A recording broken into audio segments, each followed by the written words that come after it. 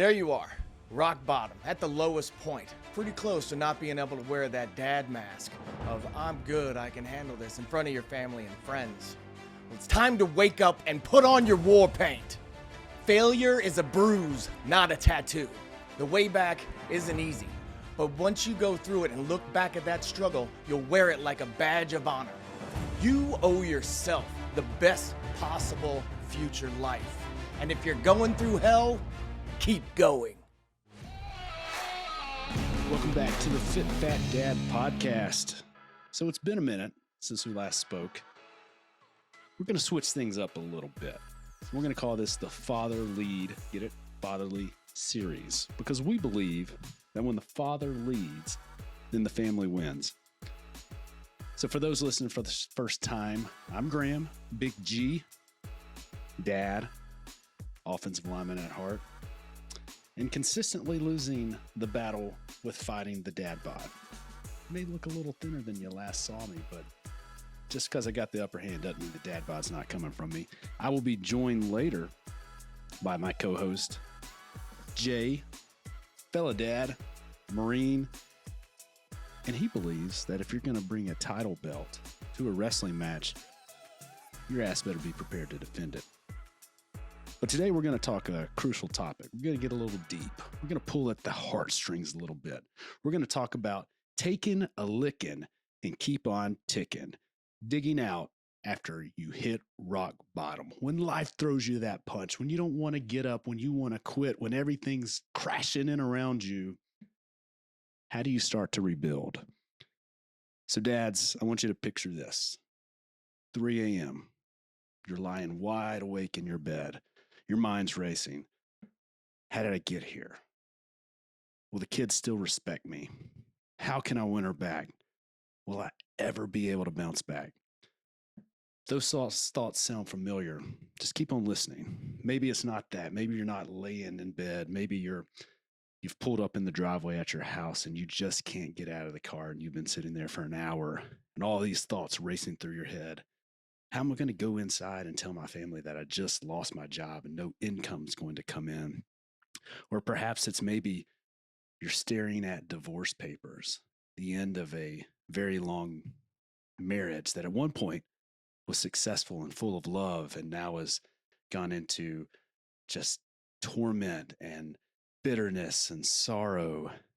You're thinking, how am I going to tell my kids that their life's going to be different? That mommy and daddy aren't going to be together anymore, that daddy's moving out of the house. Or maybe it's you've got a really bad health diagnosis. You're staring down that and there's no really ways to explain that or process what you're about to go through. All these thoughts begin to just race in our head and fill us with negativity. And we go into a fight or flight. And it's one battle after the next. It's one battle with the mind after the next. And man, these moments of crisis, they're not just raw. They're real. And they're happening to fathers just like you and me. We're all going through something. But none of us like to talk about it. That's part of the biggest issue is that almost 3/4 of all men refuse to talk about what they're going through. They just bottle it up. And for the few percent that do talk about it, almost all of them, they let the other person know that they're okay or they're not as depressed as they actually are. Or they don't have the anxiety that they're really going through. They don't really paint a picture of what's the reality of their situation. And then so what happens? Alarming statistic of almost 50% of men going through that turn to addiction of some sort. Alcohol, drugs, pornography. They drowned it out. They numbed themselves. And probably the saddest statistic is that over 1/3 of dads going through something like this, they've admitted to giving up. Throwing in the towel. No more. Quitting. Didn't have another step in them. Couldn't go anymore. Died on the battlefield. So these aren't just stats. They're wake-up calls, men. Whether you're grappling with a divorce, job loss, health scare, loss of a loved one, whatever the trauma is, know this. You're part of a brotherhood facing the same battles, similar battles. But here's the good news. We can and we will rise from the ashes. We can rebuild. And that's what we're going to talk about today. So let's kick it. So first off, good to see you, man. It's been a Welcome minute. back, us. Go team. Go team. Not that I haven't seen you, though. I Yeah. mean, we've been together. But our audience hasn't seen us. We're glad to be back. So before we get started, you know how we were talking about how much caffeine we drink? I drink a ton. If you had to put it in daily milligrams, what would you put yourself at? Ooh, see, I didn't know you were going to surprise question. You're going to catch me. So you're talking 200 off the jump and pre-workout at 4 a.m., 3 to 6 cups of coffee, 2 to 3 energy drinks in the afternoon. And we just drink it for the love of the game. Because I'm right there with you. It's like Yeah. 6 cups of coffee. To be honest with you, I don't even count the No. pre-workout. Oh, you don't? But I should, because that's easily 300. Yeah, it's a lot. And then, so I had this company reach out to me, Magic Mind, and I really love the branding on this shot. But they were like, hey, we get tired dads, and they said you should try our mental performance shot. And what it is it's nootropics, performance mushrooms, and the way that they positioned it to me, it's we don't replace your coffee, but we make your coffee go farther. Oh. And so That's good because I wasn't going to replace I was my not coffee. going to replace it. I enjoy coffee. I really enjoy my energy drinks too. But here's the thing. So they're like, try it for 7 days, and I am on day 7. Okay. And I kind of had like, okay, we'll see what, we'll give it a try. And first off, I'm not a big fan of green things, but this thing actually tasted really good. Does it taste good? It does. That was going to be my I next was question. going to, usually it's like, does this taste like grass? Because usually Because it anything, looks green. go munch on the lawn. It didn't taste like, it tasted really good. So that's what got me. But the biggest thing that I've noticed is I always crave that 300 milligram energy drink at like 3 o'clock in the afternoon. I have noticed I haven't had one. And it just occurred to Really? me as I was kind of thinking through the 7 days, like that was the first day I realized that I haven't drank an energy drink in a week. So that to me, that was a huge thing. And 3 cups of coffee is where I'm at. That's a And big increase. Yeah. And it's not like I intentionally did it. I just was drinking it and it happened. So just organically, it was just like, I just don't Yeah. have that urge. I just don't have that urge. So it All was right. a pretty good deal. So you're going to try this now for 7 days. Yep. And they said that the full effects, maybe it'd take a couple of weeks to really get in there. But I do feel focused right when I take it in the morning. So I am noticing a difference there. So, Well, this way we can kind of have a compare and contrast to where you are, where I'm at. so we'll keep it, we'll touch in on this, but nothing like taking a cheers shot. Take it down the hatch here. Does Yes. not taste like grass. It does not taste like grass. It tastes pretty good. It's really good. I told you. So anyways, we'll see how it is. But if you guys are interested in joining us on the challenge, you can go to magicmind.com/fitfatdad20 and you can get 20% off, or you can just go to Magic Mind, enter the code at checkout fitfatdad20 and you can get some of these great products 20% off. So give it a shot. Maybe And I'll let you know my progress. we'll go, for the love of the game. Sorry, caffeine. Sorry, energy drinks, but it may be a thing Not of the sorry. past. It may be a thing of the past. So let's kick this off. All right, folks, we're going to dive into the first quarter. How to know when you've hit bottom. Recognize it. Jay, I know you've been there. Can you share a moment when you knew that this was bad? This is rock bottom for me. I'm at where I can't take anymore. Going deep first thing. Go. All right, might so as well. mine personally, about 6 years ago, I had torn my kneecap off. Your kneecap. My kneecap off. Whoa. And like at that point in time, I'd finally like fought back from a bicep tear. Like I was really in great shape. Like I actually had abs, I think, at that point in time. I wouldn't have qualified for this podcast, but Kind of fit, kind of fat. so, but I was in good shape, and I had torn it off, and the doctors initially were just like, we're gonna try to do this repair, and then if it doesn't work, you could lose your leg at the knee. And I was like, what? And it's like, and you will, even if it does succeed, You'll never squat. You'll never deadlift. You'll never run. So I hate to interrupt you. Like, did this happen during your time as a Marine in service or playing rugby? Like, I really wish it. you really wish I didn't answer Really ask wish that that. question. It's never a really great heroic story. After everything, Everything I've been through in my life, different countries, wars, and everything, flying on helicopters, shooting machine guns, doing everything. No. The rock and jump at San Diego, the trampoline park, took me down. So, as you know, I am a WWE fan. And my son, who was 6 at the time, was just like, Dad, you jumping with me? And I'm like, yeah. So I was like running. We're like the only ones in there. It's like the best ever because you don't have to worry about other little kids in your way. And then I'm running and bouncing off the walls like it's a wrestling ring. And I planted to turn and it just snapped.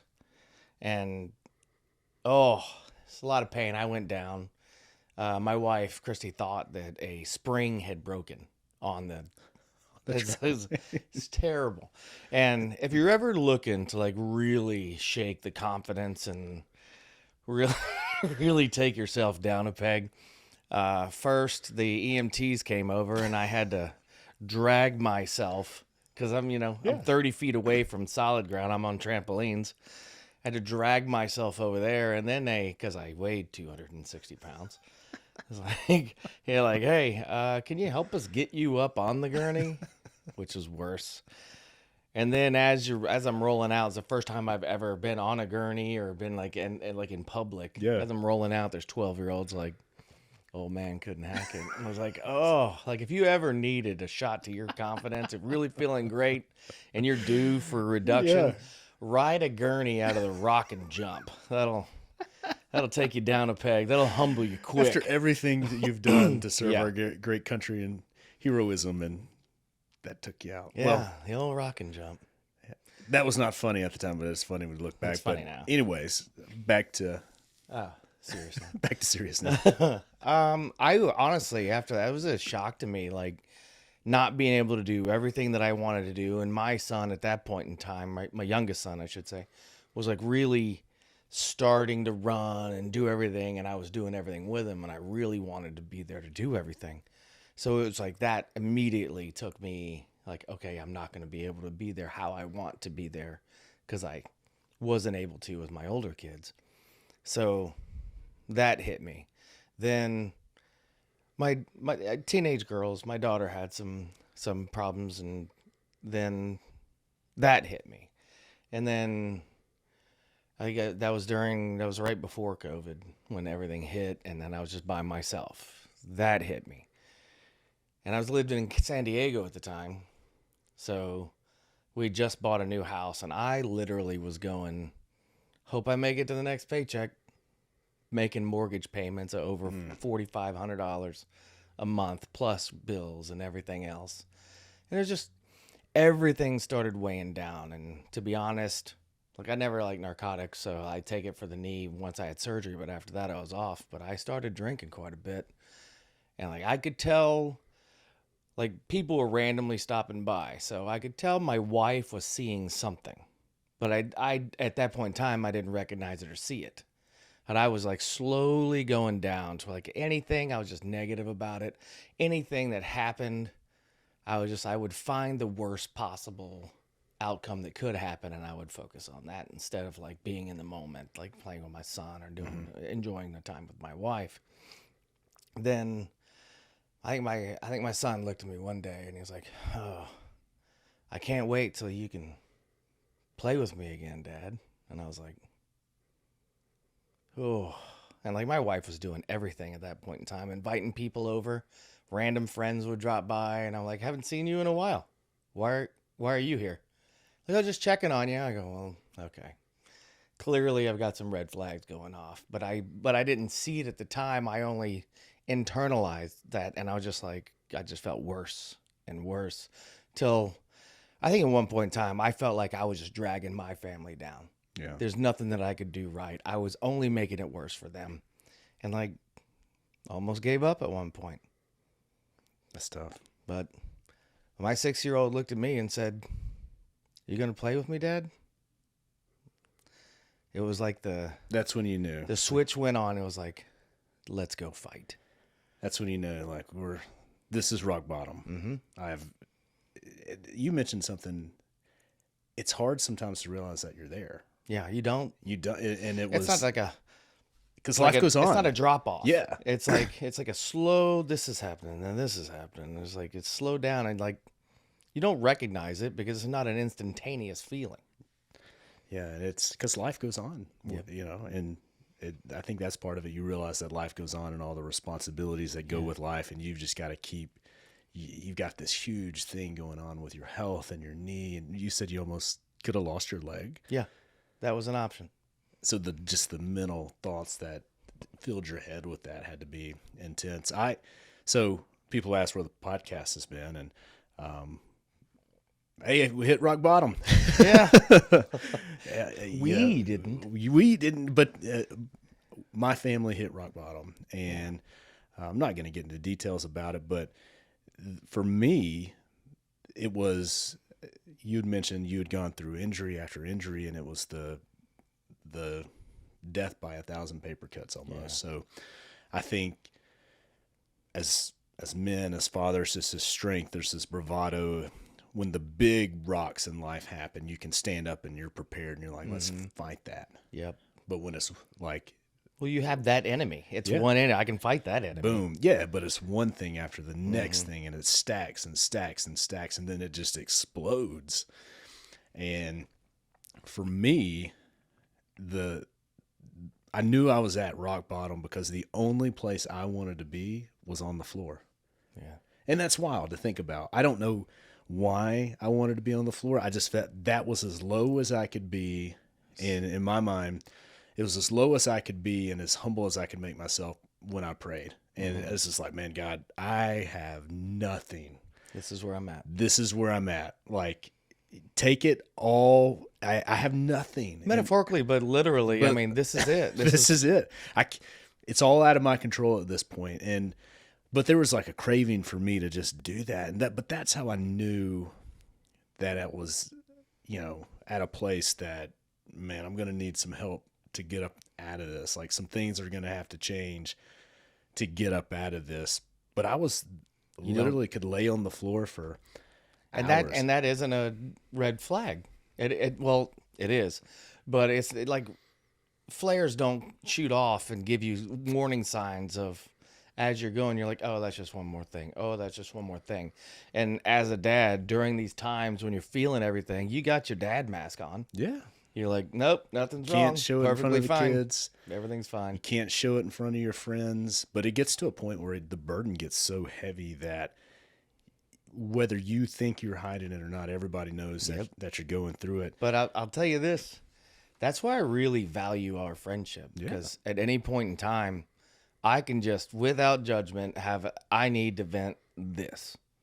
Absolutely. And it's like a judgment-free zone. And if you don't have that, try to find it somewhere. It is a valuable thing, just having you in my corner, no matter what. I could be completely wrong, and you'll still be in my corner. So, I mean, amen. And had it not been for you, my family wouldn't have been able to pull out of this. Like, that's a legit thing. So, I appreciate you saying that. But, those are dark places of hitting rock bottom. And we talk about it being a series of small defeats that get us in that place. But, Jay, let's break this down into kind of applicational bite size for our audience listening.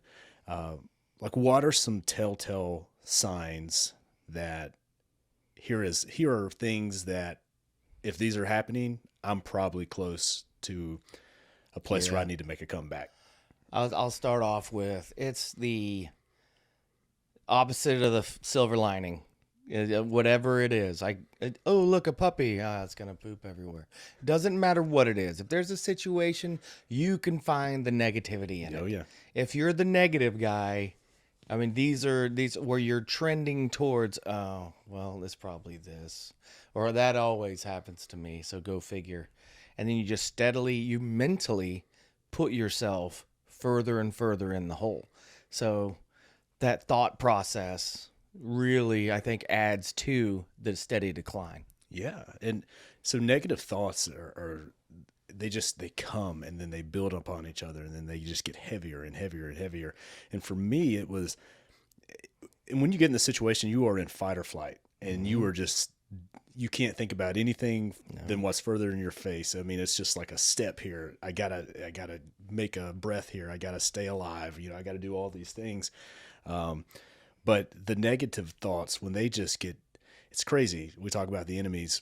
I feel like that's how the enemy's like, I'm just going to pump another thought in you. And then it's like when you get outside of those negative thoughts and you start having a little bit of pride about yourself, then it's like they Little just hammer that. rejuvenation. You don't need anybody else. You back can at do it you. all your own. You can, you don't need help. Nobody's going to understand You're a man. You're a man. You're the dad. You're supposed to be able to do this on your own. And when those things are just constant in your brain and you can't seem to escape it or shut it off, that's a red flag.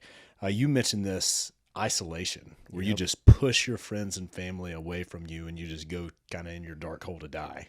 Right. Well, I think part of that is you're embarrassed you're in the situation, or you don't want to have the conversation, because it's a difficult conversation to have with anyone that you're having problems. So I think a combination of embarrassment and then not wanting to go through the uncomfortableness of having the conversation. Being truthful and being honest is hard. It is. And it's difficult. And so by self-defense, self-preservation, you close yourself off and you're like, I'll just be myself, be away from everyone. And if you, there's a beauty coming out of that, which we'll talk later. But once I think there is a little bit of, you've got to figure yourself out because you're learning new truths about yourself. You're learning new truths about realities. But there comes a point you cannot carry this weight on your own, but that's where we want to be. And you almost have to have a friend, and luckily I did, and I had several that are intentional about, no matter what you say, I'm gonna dive in and I'm gonna pull you out of this. I'm your battle buddy because you don't want it, but I'm gonna pull you out of this. What about, here's a big one, neglecting self-care. Go a couple days without a shower, no haircut, no shave. What about when it turns worse? What about when it turns to, you mentioned the drinking. Yeah, the drinking. Yeah, to numb the pain. Yeah. I mean, you go as far as you can. I mean, once you realize that you're the only one in the house drinking. Yeah, I think I went from like a couple beers to, I tried to go to IPA, so I would drink less beer so I wouldn't be judged for it. And then I went to whiskey because it was less. It's just anything to just try to make it so I could put my head on that pillow and not think. Yeah. Because that was my biggest thing. Yeah. It's like I would lay down and just, that's all I would do is stress and think about all the things that I couldn't do. Yep. I had great advice when I was going through the dark season. And whether you can tell, I mean, because we are the kind of fat dads, I enjoy working out. But they're like, man, you need to work out harder than you've ever worked out. Yeah. And that was freeing to me. But you can go the other route where it's, and you stop. It's numbing and you stop and you fill yourself with something. You're going to fill yourself with something. Whether it's good or it's bad. And those things will make it worse. And that kind of, we talked about turning to unhealthy coping mechanisms. Those are kind of the same thing. But what about, we'll close on this one, loss of interest. I'll tell you, when I was at mine, my wife and my son at the time was just like, hey, we're going to go do this. You want to go? Or, hey, you want to do, and I was like, I don't want to have to fight to get in the car. I don't want to have to, it's a pain.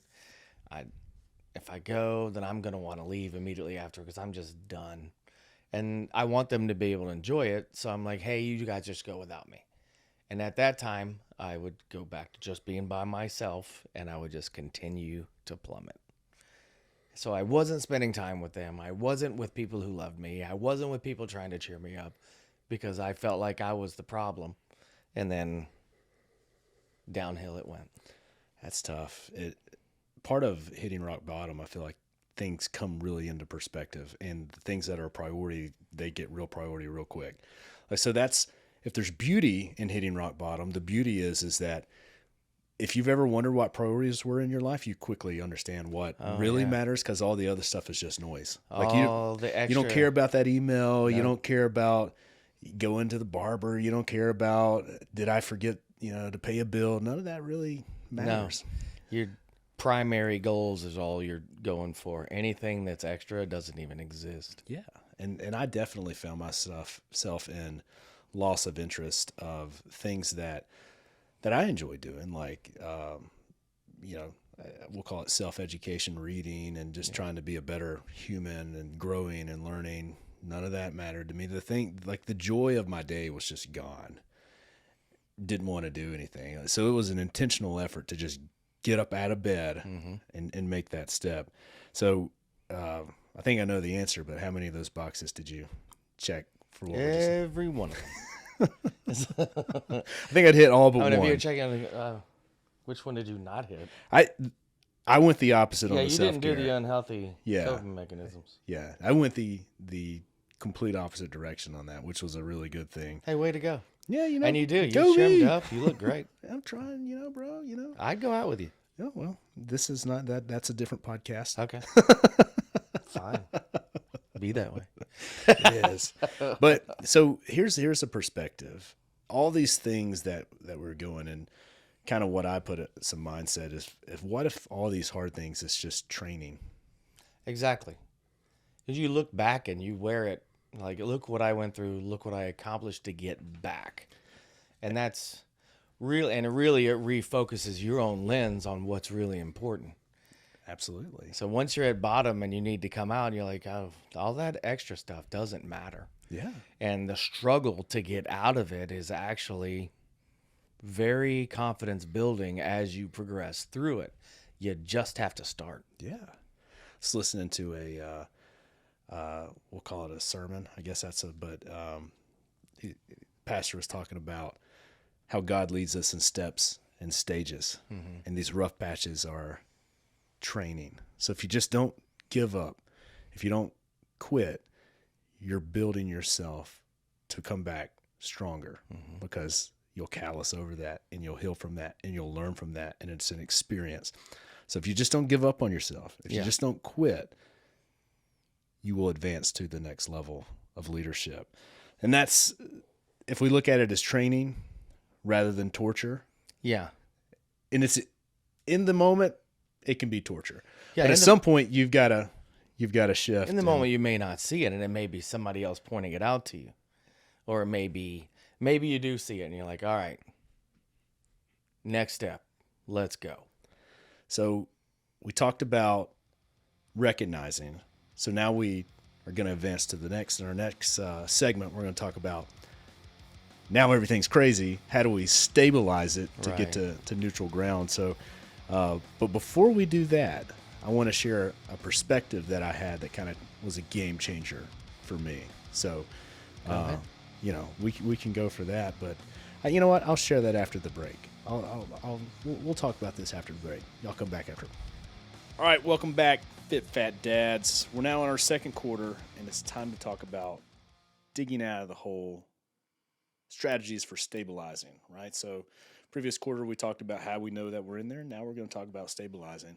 So I left us with a little cliffhanger. Yep. And here was kind of the mindset that turned it all around for me is, we talked about spend a lot of time in prayer, or at least I did when I was going through it in the deep. And I got to a point where it was, God, I can't take this. This is all I have. Just take it over. And what I realized is that God leads us in steps and stages, and we're all designed in a purpose. But sometimes there's kind of two sides of the spectrum.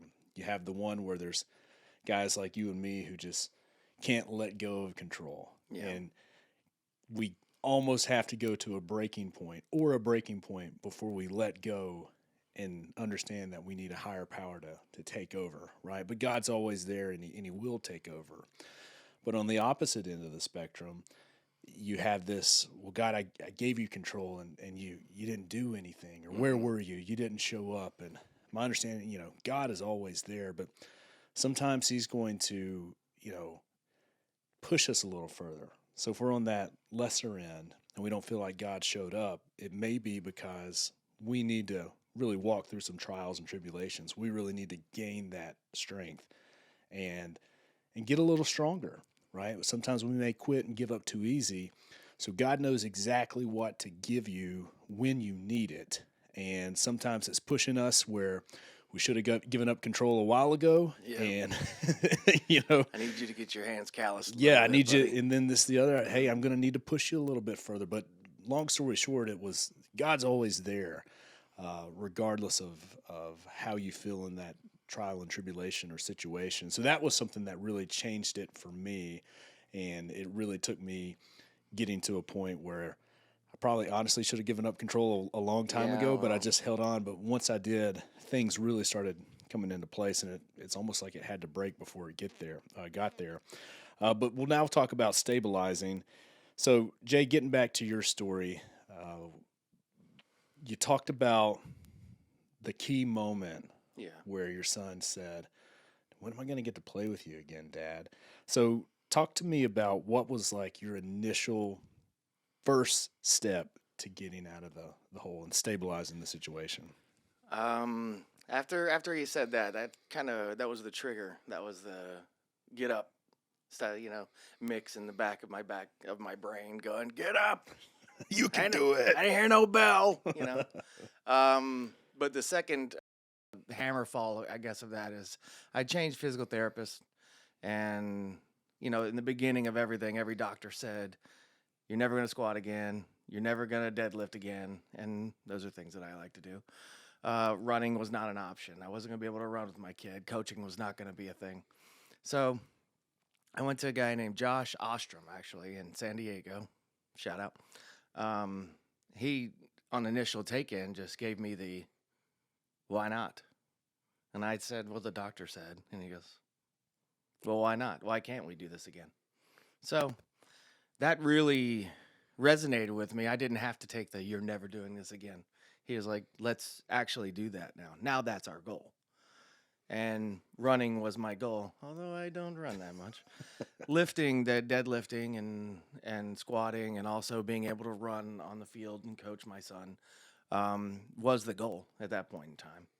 So I remember the first time I squatted, I videoed it, and I did. I think I even called out, even tagged one of the doctors just to give him a, yeah, look at me now. So those little goals, and again, it wasn't a whole bunch of things it wasn't one big thing that put me in the hole. It was a bunch of little things, those little goals of stretching my leg just a little further, coming back a little further, making the time to go sit down, even if it was put a puzzle together with my son, just play with him, anything. So all it took was just somebody speaking a little bit of life into you. Yep. When others said you couldn't do it, somebody in the same field said, why not? Mm-hmm. So talk to me about your daily routine. How did you start to initially get back into a rhythm of normalcy? Mine was mental forced positivity. Sorry, can't talk. Mentally, I put myself in you got to be more positive. You got to see the silver lining instead of the negative, the Debbie Downer that you're always going to see something wrong. And from there, again, little goals, get out of the wheelchair, get off the crutches, get off the cane. Just little steps here and there, honestly, is all I had to do. Did you find yourself ever really having to ask for help? Friends, family, wife? Well, my wife was there the whole time, and I never asked her for help, but she was shoving help down my throat, and I just didn't see it. She invited friends over that I hadn't seen in I don't know how long. I was just trying to, go just isolate and go be by myself and just take this all on by myself, not giving up any control.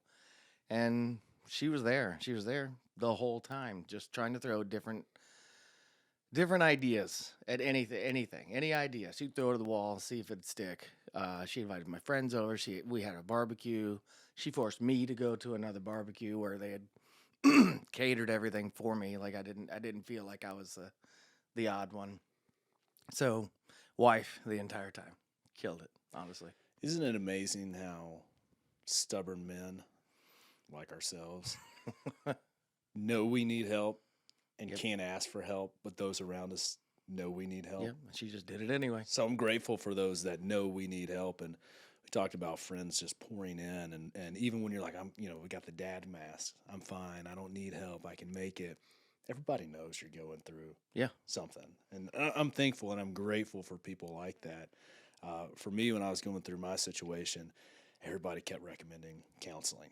Go into professional therapy and counseling and talking to somebody. And gotta admit, really against that at first. Because you're vulnerable. You're You open vulnerable. everything up. You Yeah. got to, hey, here's all the terrible stuff that I never talk about. There it is. And I remember the first time I went in there and I didn't know how it worked. Probably had about an hour, and I took 2 hours of the guy's time. And he was just like, I was like, where do I start? He's like, just start. I was like, in the beginning, and just let every problem I've ever had go. And I just remember that end of the meeting. He was just like, okay. I was like, It's like 3 legal pads just filled. I was like, what's step 2? And he didn't even say anything. It was just the act of getting it all off my my chest. I'll say though, also just talking about it makes it so it's a little more manageable. Yeah. As well as that good friend like you.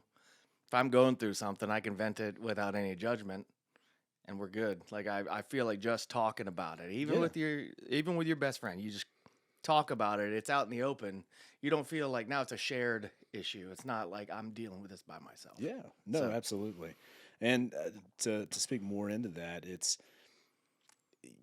awesome to have a friend that just sits there and doesn't like offer their opinion on where you need to go or how you need to do anything. But I also love it when, because inevitably there's a part where you're going to want to do stupid stuff. Yeah. Right. Whether it's revenge, whether it's just being a just complete turd, whatever it is, we get negative in our head and we want to act negative and make stupid decisions. You feel like you need to respond. Right, There you needs got to to be a do response. something. This can't stand. And sometimes it's good to, or all the time, it's good to have that friend that's like, man, that's a stupid move. Like, I get I know how you're feeling, but let me tell you how that's going to end for you. And it's like, wow, okay, great. I wasn't thinking clearly. I was in my fight or flight mode. And thank you for giving me the external perspective that I didn't have. So some of us, it's fight or fight. Yeah, fight or fight. Yeah, just fight.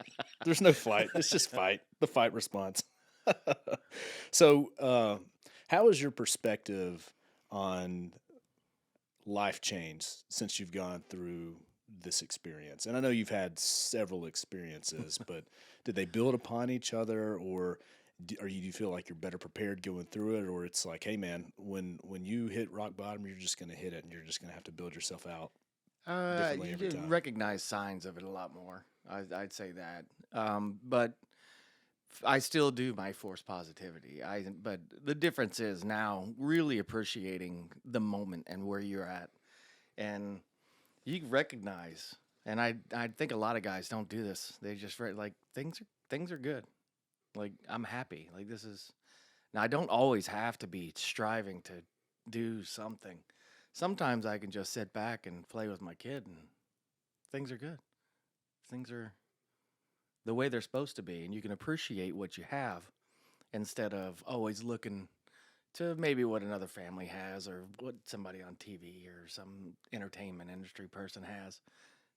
Just appreciate what you have, and that's singularly probably the most important thing to keep you out of heading back down.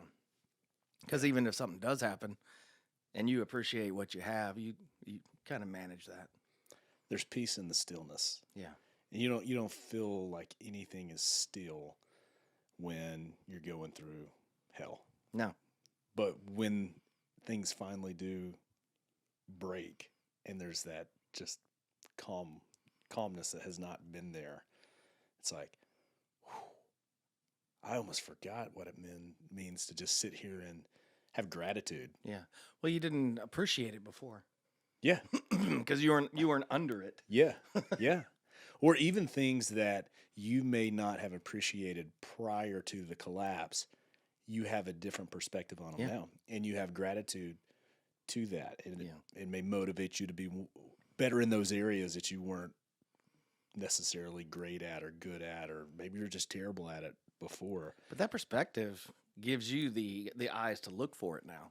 So you'll see those red flags happening. Like, oh, I've already been here. Let's not go down this road. Yeah, if you can just, when you're at the bottom of the barrel, hanging on, if you just don't quit, Yeah. just whatever, if it's just a half a breath, a half a step, those will build upon each other if you just keep going. And then you will appreciate the new you coming out of that. And it's just, but you've got to get things like, have faith and knowing that things will stabilize.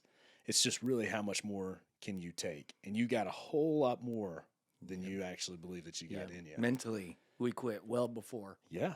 We talked about the negative thoughts. You can't let those capture you and get into your head. So, well, that was a really great discussion. We're going to move into our third quarter. So stick around.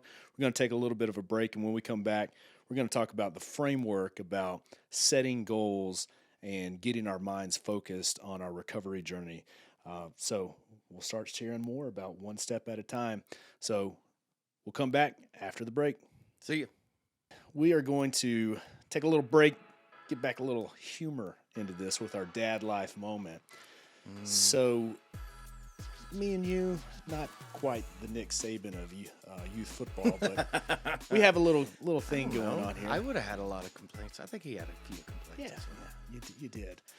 So today our Dad Life Moment, or maybe we'll call it the Bald Life Moment or Bald Dad Moment if you are. Like, I'm not ashamed of my bald head. I've been bald almost longer than I've had hair, right? 20 years going on bald. Since I've known you. Right. But the Dad Life Moment here is coming into contact with people that you see on a regular basis that just forget that you're bald, right? And I wear a hat a lot of the times when I'm outdoors, especially back to coaching youth football. I had a hat on the whole entire time. We all do. I mean, that's part of the uniform, right? You don't want to get sunburned on the dome.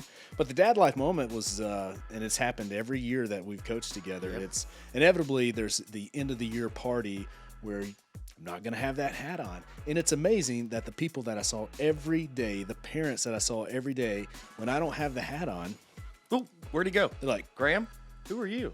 it's like, oh, there he is. New guest spot. Where'd he go?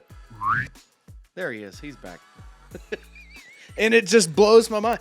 Literally, Jay, people that I come in contact with, and I have a group of guys that we meet every Friday, and they know I'm bald. Yeah. And if I don't have a hat on, they'll be like, man, I see you finally decided to shave it. Look, it's been that way for 20 I years. shave it every day for the last 20 years. And what's even more fun is like people I run into, pretty common, and then I'll see them at church. I'll be like, hey, so-and-so. And they're like, Nice to meet you. Who are you? What's your name? do we know each other? I'm like, John Cena. or I'm actually like, how about this? Oh, Graham, there you Oh, are. there it is. Welcome back. So I don't know if any of the other bald dads out there experience those same types of deal, but that's my Dad Life Moment. It's the John Cena. It's John Cena. No one can It's see a it. hat. It's literally 10, not even 10, like Superman has 5% glasses. of my body. Superman has glasses. There How it long is. did Clark Kent get away with that? And it's a pair of glasses. Maybe that's what it is. That's what it Maybe is. the backwards cap is my Superman Clark Kent. Who knows? But that's the Dad Life Moment. So I don't know. I'd like to hear what you guys think about that. All right. Welcome back. We've made it to the third quarter. Right. And so now we're going to talk about the framework for healing, recovering, and rebuilding, maybe some goal setting. Jay, let's start with you. We're stabilized now, but now we're building it back. Now we got to motivate ourselves. Like, now we got to get this ship turned around. Talk to me. Like, how did you balance like the immediate goals or the immediate needs versus kind of like long-term where you want to end up? Like, obviously, like, where my long-term goal was. Like, I already knew where that was. It was honestly sometimes just like making that checklist and being able to check something off is a victory. So the little things, like I was saying before, just walking, getting out of the chair, getting out of the wheelchair, getting on the crutches, getting off the crutches and onto a cane. doing those activities with my son or my wife, making myself get out there and go to a barbecue or have conversations with people or even invite people over. Achievable goals in the beginning are a great confidence builder to get you back to where you can start getting those longer term goals. But if you don't get a couple W's in the column, it's hard to show that mentally you're progressing forward. You're not stagnant anymore. You're moving forward. You have some progress of coming back up out of Yeah. it.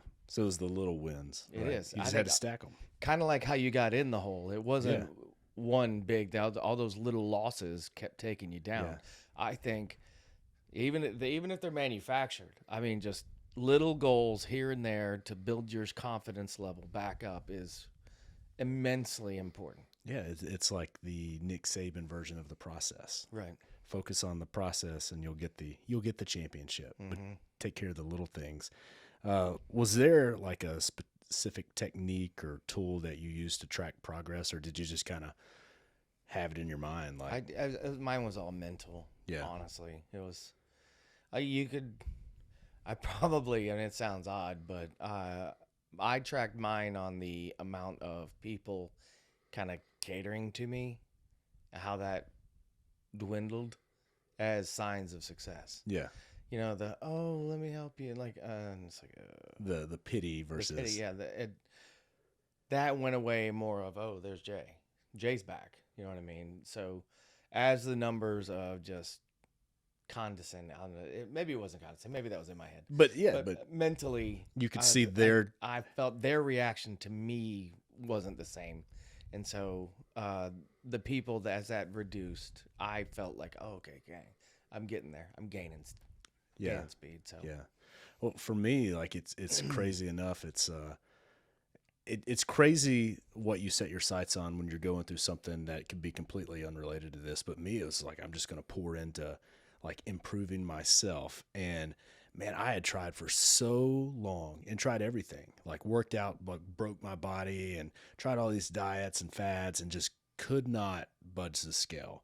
yeah, you had a different workout before. Yeah. A different workout every week. You were doing something different. And then now it's just like things were actually working. And I just poured myself into that. Like, that's just where that to me was just pouring myself into like doing 40 like pound ruck hikes and just getting outside. And obviously, didn't leave the kids, at home. Right. Like, but like it was working out in the garage, just a lot of Creed came back into play. But it was when I saw the results on the scale and in the mirror, like that just built this whole new, it was like I could see physically how myself was like rebuilding in a positive way. And mentally I had this desire to like, just let's take it to the next level. You were living in a training montage. Like oh man.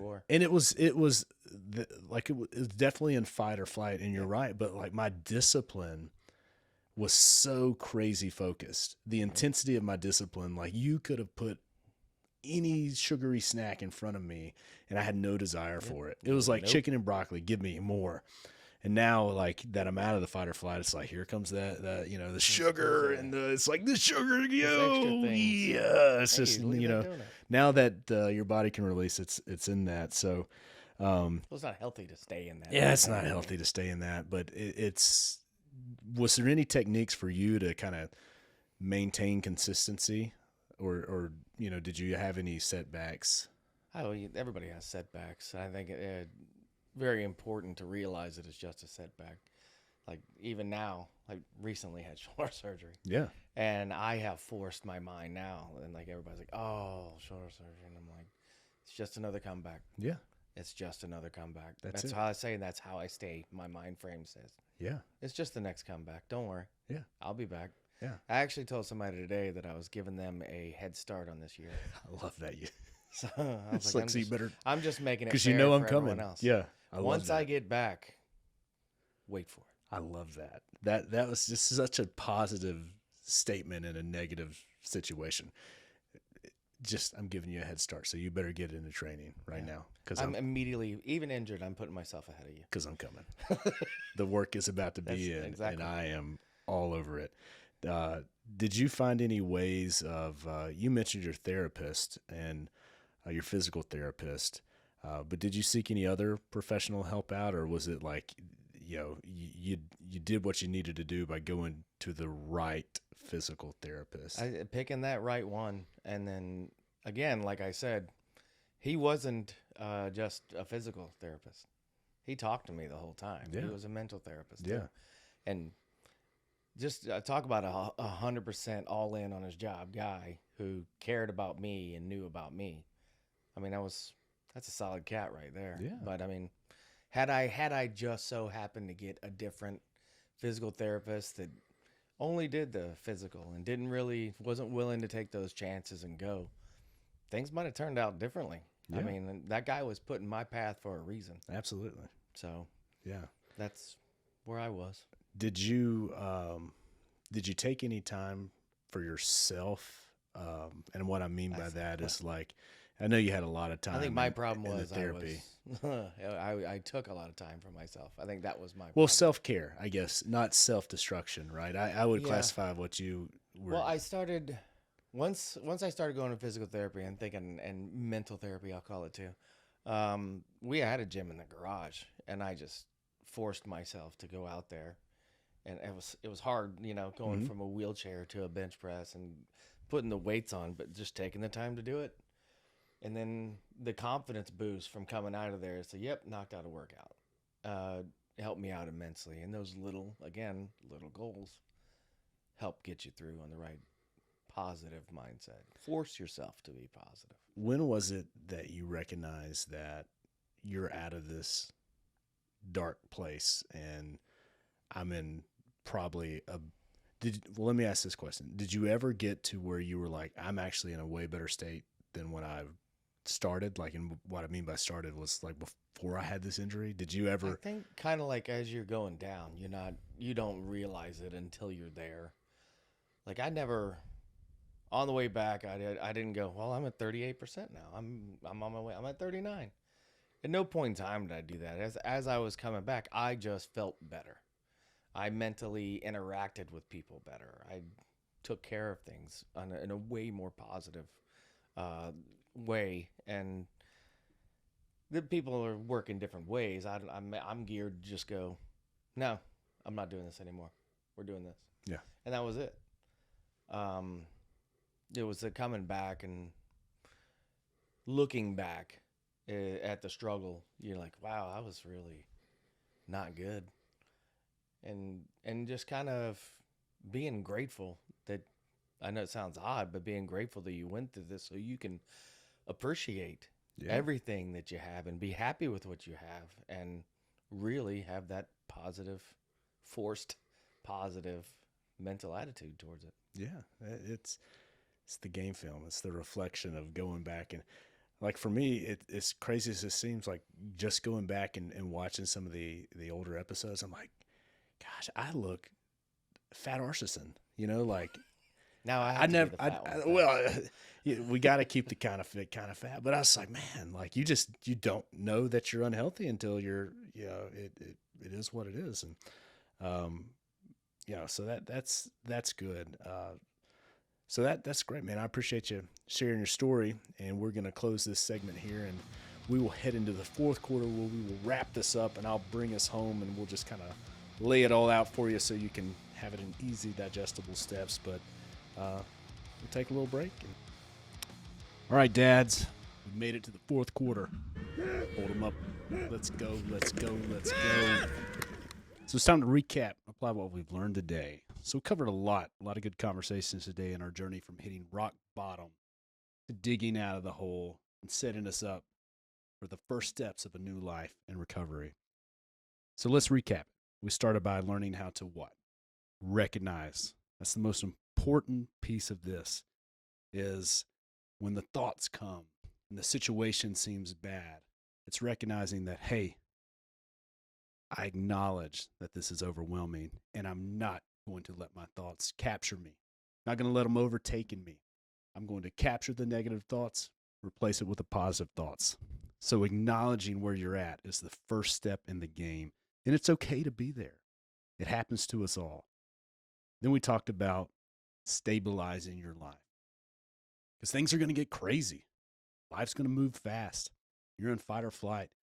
You're crawling out. You're just taking the bullets as they fly at you. You've got to stabilize that. We talked about creating basic routines, just addressing what is the next first step that I have to take to regain a sense of balance, a sense of control. And finally, we talked about the importance of just setting goals for rebuilding. And we're not talking long-term goals. We're not talking a year from now. We're not talking 3 years from now. We're talking about in the moment, in the hour, in the minute. What is my next step going to be? How can I simplify it just to get this thing reversed, just to get this negative, all these negativity things happen to me? How can I just start to reverse it? And it's starting small, it's being specific, and it's focusing on what truly helps us, what truly matters to move forward, even when we don't know where we're going, even when the path seems unclear. So, men, this is where the rubber meets the road. It's time to dig deep and show what you're made of. You're not just any dad. You're part of the elite 1% who's going to refuse to give up. I don't care how hard it gets. I don't care if you're on the ground. If you can't go anymore, just don't quit. Fight for your family. Fight for yourself. Fight. Do whatever it takes. Just don't quit, no matter what life throws at you. So this is where I'm going to challenge everybody. I want you to set a goal. If you're going through this, if life is tough right now, you don't know what direction is up, down, east, west, just set a goal. It's going to get you moving in the right direction. It can be as simple as waking up just 30 minutes before the kids get up to spend time with God, to talk out things. Maybe it's just getting to the gym. Maybe it's just doing push-ups. We talked about beating down the flesh. The flesh is going to crave the world. Sometimes you just got to beat it down. What better way than to do it first thing in the morning before the flesh just has time to get out of control and just take on all the negativity? Or maybe it's you need to have a tough conversation with somebody. Maybe it's your ex. Maybe it's a family member. Maybe it's with yourself. How are you going to have that conversation? Just get it started. Think through some of those things. Don't put it off anymore. Or maybe it's signing up for that career development. Maybe it's something that's going to make you get the job. Maybe it's something that's just going to encourage you to be better every single day. Don't put it off. And whatever it is, I want you to write it down. I want you to put it in your mind. Whenever the negative thoughts start racing, put that in there. Focus on that. Because you're going to need to commit to a life. Because your life depends on it. It really does. It's not just a goal. It's a battle cry. It's you telling the world, I'm not done. I'm just getting started. It's you putting your spiritual needs, your personal needs, your emotional needs above what the world demands. It's you putting yourself as the priority, not all the chaos. You set the tone, not the chaos. So, men, it's been real. Glad we got to share these things. We got many more topics. Got a full year published out on what we're going to talk about. And I'm excited to tell you about next week's episode. We'll be diving into a continuation of this. So now we've hit rock bottom. We've stabilized, and now we're shifting it. So next we're going to evolve that. Rebuilding your foundation, creating a new normal. So what does our new normal look like, and how do we walk through that? We're going to explore how to establish new routines, healthy habits, best practices for breaking those destructive patterns, those negative thoughts that hold us back, and how to really build a support system and framework for a long time of recovery and path. So as we tune in next week, we continue our journey of rising from the ashes and becoming leaders of our family and what our family needs. Remember this, that when the father leads, the family wins. So no matter how tough it gets, hang in there. Part of brotherhood. You got this. So until next time, stay strong, stay focused. Don't quit. Keep moving forward.